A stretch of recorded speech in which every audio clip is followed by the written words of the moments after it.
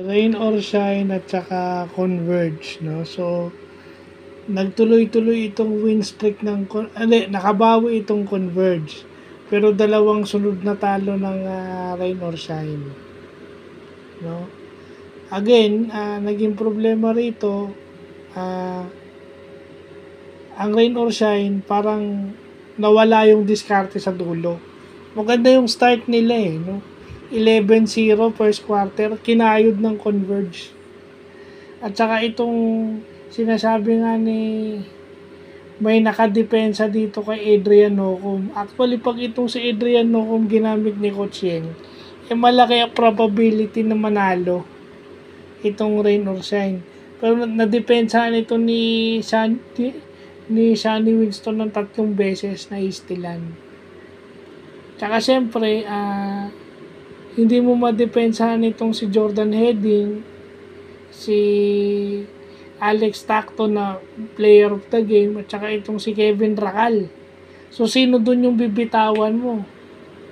No, although yung import nilang si Diallo is hindi naging factor kasi may sakit daw, pero yung rebounding niya is enough. And yung presence niya sa loob ng court is enough para matulungan yung converge. Kasi maiiba yung tira no? Maiiba yung tira. Although humabol yung rain or shine, pero converge did enough. No, kasi may Arana na silang pupuntahan, may Baltasar na silang pupuntahan. Nung lumalamang yung rain or shine, yung Baltasar din umi-score. So, sinong bibitawan mo sa dalawang malaki na yun? Plus, swerte pa to si K-Rax. Walang mintis ata to si K-Rax. 4 na 3 ata Oh. So, malaking tulong sa conversion para makaalagwa. Kasi kung mahabol yung rain or shine, kailangan mo ng extra puntos galing sa ibang mga players. Kasi dedepensahan na yan ng kalaban. So, yun lang, no? Gumaganda ngayon. No?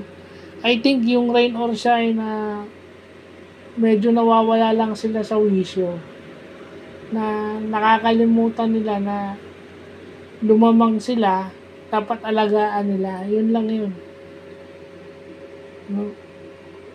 Kasi pag binigyan mo ng kumpiyansa tong converge na to, lumalaban pumapalag Tsaka hindi mo magaling yung Stockton talaga. Lumalabas na yung niya, two-way player na siya, dumedepensa na siya. I mean, good defense, and then yung offense niya nakakatulong pa sa converge. So, yun lang po.